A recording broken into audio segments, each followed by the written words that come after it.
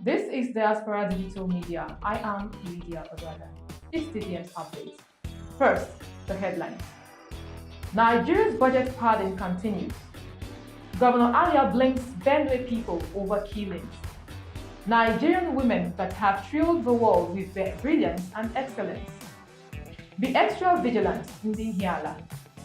Mekanyok convenes national colloquium on the constitutional future of Nigeria.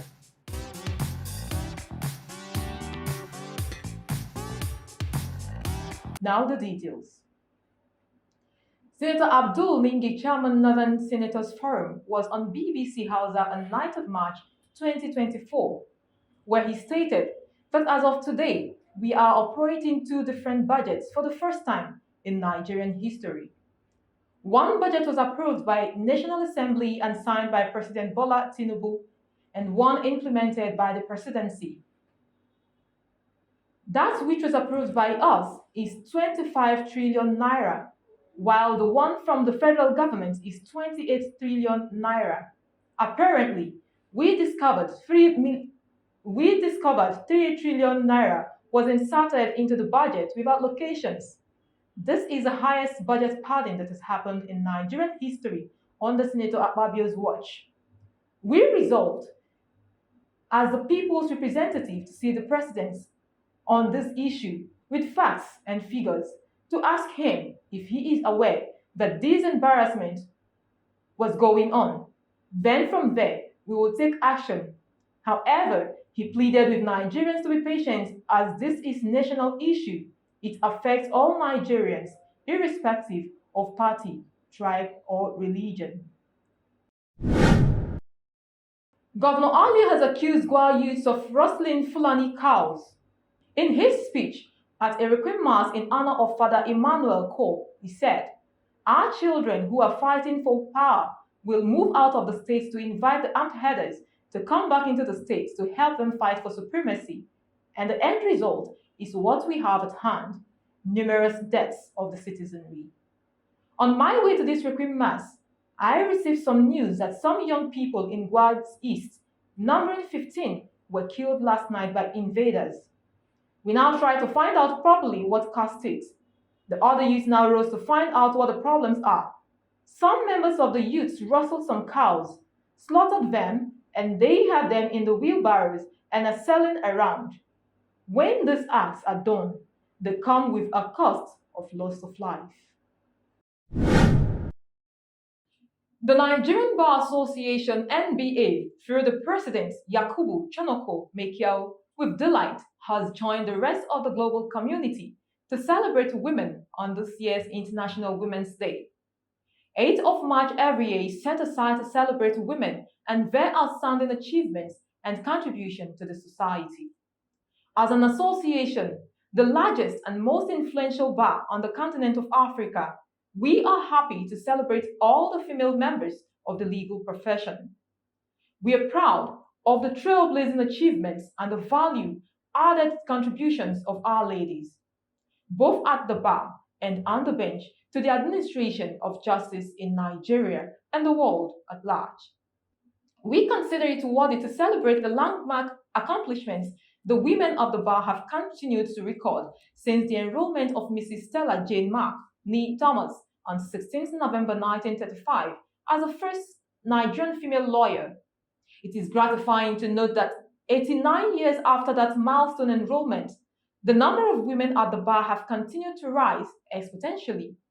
In this wise, I must acknowledge and celebrate especially the female trailblazers in the legal profession who shattered glass ceilings to reach for the stars and thus paved the way for other women to follow. They include Mrs. Victoria Ayodele Onejeme, the first female Attorney General in Nigeria; Chief Mrs. Folake Solanke OON, CON, San, first female senior advocate of Nigeria, matriarch of the legal profession worldwide; Professor Jadeshola Debo Akande, first female professor of law; Justice Modupe Omo Ebo, first female judge in Nigeria; Mrs. Harriet Balogun OON, first female Attorney General of Lagos State; Mrs. Priscilla Kuye, first female president of the Nigerian Bar Association; Honorable Justice Aloma Mariam Mukhtar, GC GCON, first female justice of the Supreme Court and the first female Chief Justice of Nigeria. I must not fail to recognize and celebrate the generation after the above mentioned, represented by the likes of Honorable Justice Amina Adamu Oji, JSC, Honorable Justice Monica Bolnan Dongbams Mensen, PCA, Mrs. Funke Adekoya, San, Iyom Anayo Justina Ofia, San, Minaya SM, San, F. Boma Alabi, San, Folashade Ali, San, to mention just a few who have in recent time been a source of inspiration to the younger generation of female lawyers, providing shoulders on which they can stand to reach for the stars. On the 7th of March 2024, I had the privilege to celebrate and receive into the Nigerian bar the overall best student of the year from the Nigerian Law School for this year, Lawal Aminat Odwayo, a young woman. Aminat also emerged as the best promising student of the year, as well as the best female student in civil litigation. It is historic that the latter award was instituted by another Amazon at the bar and on the bench. His Lordship, Honorable Justice Aloma Mariam Mukhtar, GCON, the first female Justice of Supreme Court and the first female Chief Justice of Nigeria. It is worthy of note that out of the 251 students, now our colleagues, who made first class at the NLS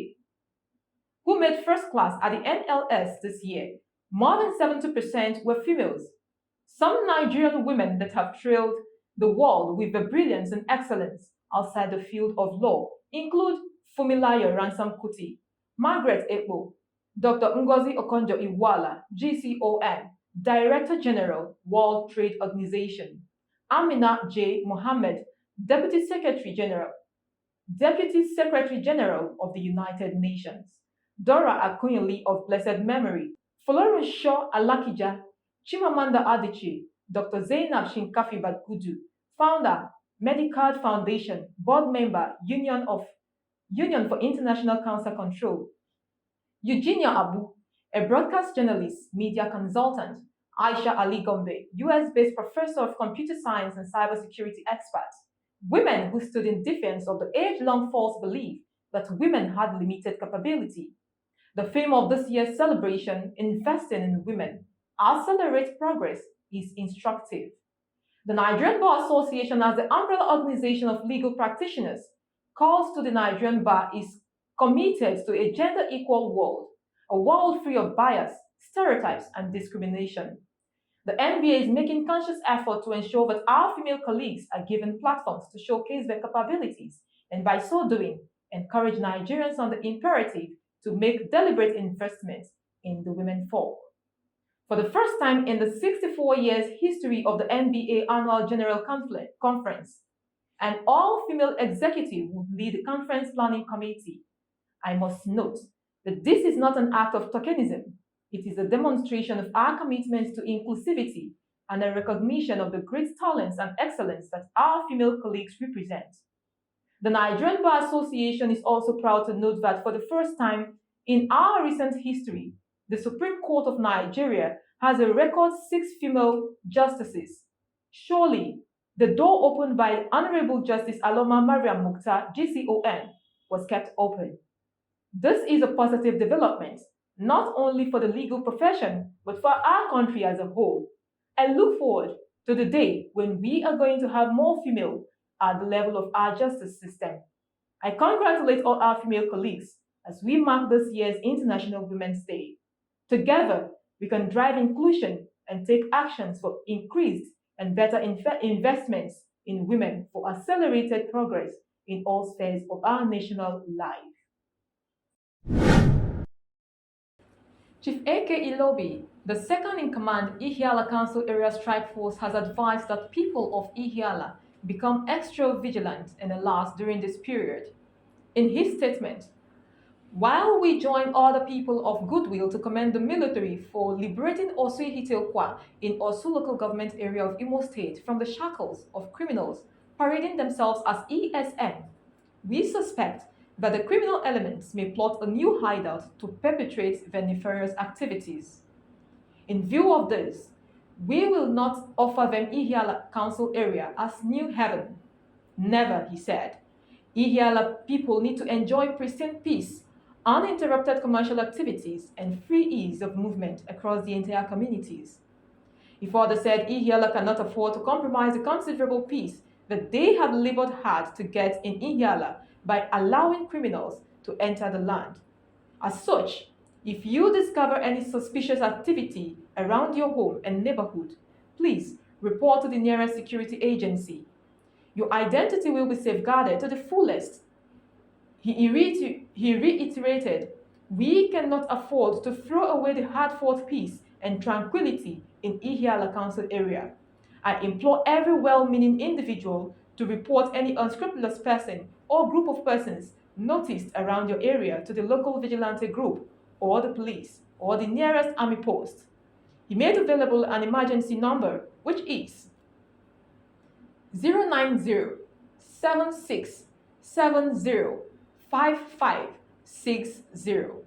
Should there be need to reach the right authorities, call that number.